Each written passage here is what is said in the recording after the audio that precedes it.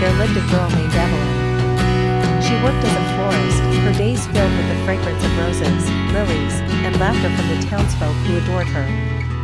Her shop, the Blooming Hour, sat on the corner of Maple Street, where leaves danced like confetti in the wind every fall. Every morning at precisely 8:15, a young man named Adrian walked by her shop on his way to the train station. He wore a dark blue coat, carried a leather satchel, and always paused to admire the display of flowers outside Evelyn's shop. He never said a word, just smiled. And Evelyn, caught by the mysterious warmth in his eyes, smiled back. For weeks, this silent exchange continued.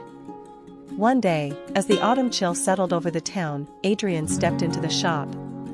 "Good morning," he said, his voice as warm as early sunshine. "I was wondering what flower says, 'I hope this isn't too forward, but I'd like to take you out for coffee sometime.'" Evelyn blushed, tucking a strand of hair behind her ear. "That sounds like something a sunflower would say," she replied, handing him one with a gentle smile. They met that evening at the little cafe near the train station. Conversation flowed effortlessly between them. Adrian, a book editor from the city, had recently moved to the town for a quieter life.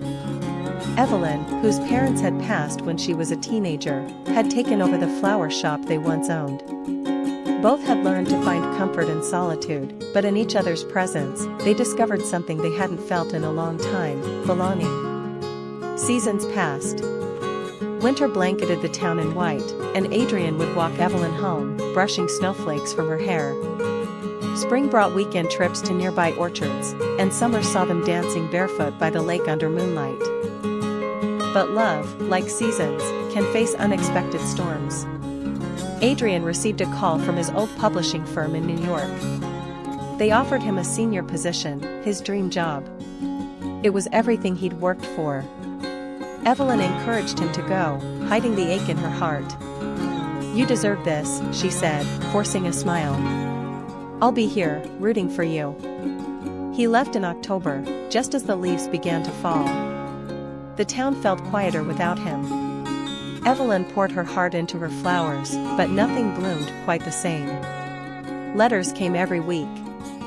Long, heartfelt letters filled with stories, poems, sketches of city parks, and dreams they still shared. But as months turned to a year, the letters grew fewer. Calls became shorter. And then, silence. Evelyn, though heartbroken, kept going. She never stopped believing in the love they had, even if it had faded like petals in the wind. Then, on a crisp October morning 2 years later, Evelyn opened her shop to find a single sunflower on the counter. Attached was a note. "I never stopped loving you. I just needed time to realize where home really is. If you'll have me, I'd like to spend the rest of my life making it up to you." Tears welled in her eyes as she turned around, and there he was, standing in the doorway, holding the same leather satchel and wearing that familiar blue coat. This time, he didn't need to ask for a flower. Evelyn ran into his arms, and they both knew they had found their way back, not just to each other, but to the love that never truly left. And as the autumn leaves fell around them once more, the town witnessed a love that had withstood time, distance, and silence. Where the Wildflowers Bloom. Chapter 1: The Arrival. Amelia Rivers stepped off the train into the quiet town of Elmridge with nothing but a suitcase, a worn journal, and a heart that had forgotten how to trust. After the chaos of city life and a love that had left her shattered, she craved peace, simplicity, and silence. Elmridge, with its whispering pines and wildflower meadows, offered just that. She rented a small cottage near the edge of the woods, where the river sang gently every night. Her days became slow and calm, tea in the morning, long walks, pages of poetry scrawled by candlelight. And for a while, it was enough. Until she met him. Chapter 2: The Gardener. Lucas Hart had lived in Elmridge all his life. He was the town's unofficial gardener, restoring the public greenhouse, planting trees near the school, and tending to the wildflower trails. His hands were always rough from work, but his voice was soft, like the wind before rain. They first met when Amelia wandered off a forest path and found herself in the old greenhouse, where Lucas was pruning lavender. He looked up with a calm smile. "Lost or just curious?" he asked. "Both," she replied. And somehow, that was the beginning. Chapter 3, Slowly, Gently. Lucas never pried. He didn't ask why Amelia winced when her phone buzzed or why she stared at the rain like it held a secret. Instead, he brought her fresh mint for her tea and offered her books on gardening. He taught her how to plant daffodils and when to cut rosemary. In return, she read him poems. Sometimes her own, sometimes others. He told her he liked the sound of her voice, especially when she wasn't trying to hide it. Little by little, she found herself laughing again. Smiling for no reason. Trusting, just a little. Chapter 4, The Storm. Spring came, and with it, a letter. Her ex, Daniel, had found her. He said he'd changed, that he missed her, that the city was still her home. For a night, Amelia didn't sleep. Memories, both sweet and cruel, wrapped around her like vines. She didn't tell Lucas. Not at first. But he saw the difference. Her laughter faded. Her hands trembled when she touched the soil. And finally, one rainy afternoon, as they sat under the porch listening to the storm, he asked, "What are you afraid of?" Her tears came like thunder. Of choosing wrong again. Of opening up and losing everything. Lucas didn't try to fix it. He just took her hand and held it gently, letting the silence carry her pain away. Chapter 5, Where the Wildflowers Bloom. Amelia never replied to Daniel's letter. Instead, she stayed. She helped Lucas rebuild the greenhouse and organized the first Elmridge Wildflower Festival. The whole town came, laughing, dancing, and stringing lights through the trees. That night, under the stars, Lucas kissed her. It wasn't fiery or rushed.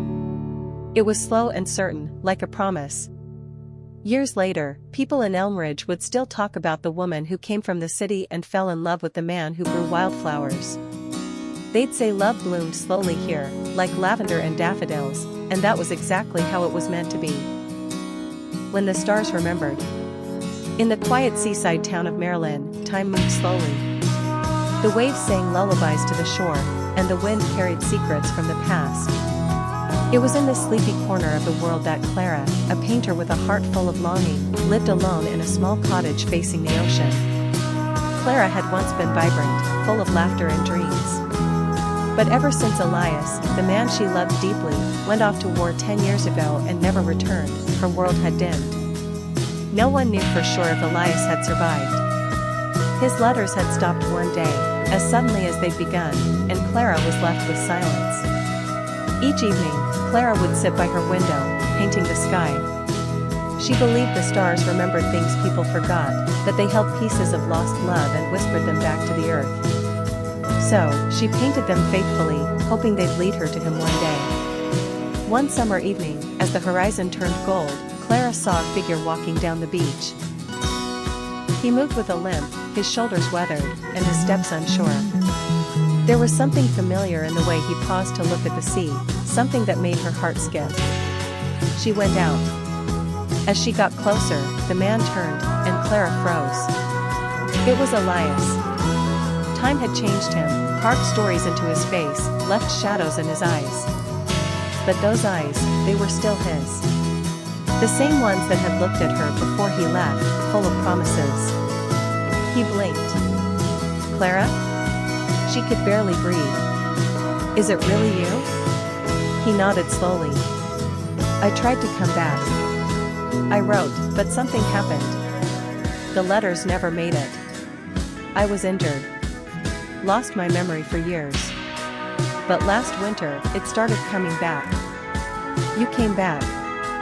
Your name, your face. So I followed the memories." Clara's tears fell silently, but she smiled through them. "I waited. Every day." They sat by the shore until the stars came out, and for the first time in a decade, Clara felt whole. That night, under a sky of silver and longing, Elias whispered, "The stars remembered for me. They brought me home. And Clara, resting her head against his shoulder, whispered back, I never stopped painting them. From then on, they lived quietly, not chasing time, just grateful for every sunrise and every night when the stars blinked in remembrance.